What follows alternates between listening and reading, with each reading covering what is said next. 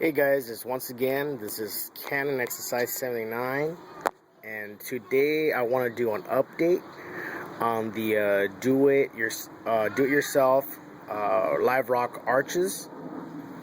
I want to kind of show you guys what I have done here on the rocks that I have made, and I kind of want to go over with you guys the techniques that I'm doing, how I'm making this rock, and just to show you guys the endless possibilities of making something like this. My kids are out here, so they're a little loud.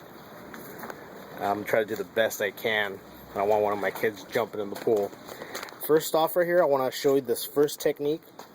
I call this the stacking technique, and I get to that right now, but I want to show you the front of it. And pretty much on the stacking technique, I make a mold in my sand. What do you want to call that? I have a container over there, a sand container I have over there. And I make a mold in the sand, replicating what I want it to look like. And pretty much what I did, I get the Portland cement, and I just kind of just pour it on there and just add a little bit more and let it a little bit more in the back, and I just let it pour. And this is the end result right here.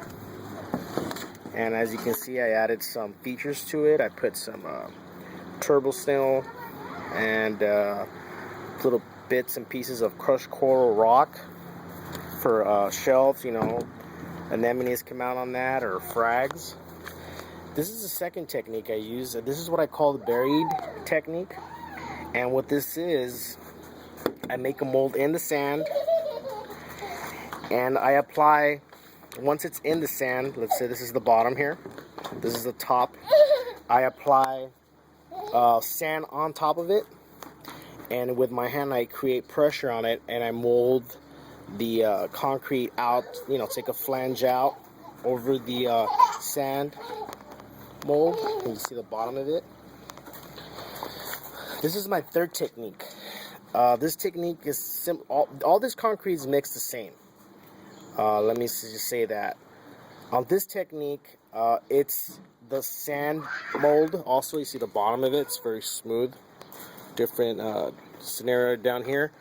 But let me show you the top. And I'm going to explain to you how I do this. Once the concrete has been, you know, poured over the mold, what I do, I kind of get the desired shape that I want. And then I get a handful of rock salt. I sprinkle it on top.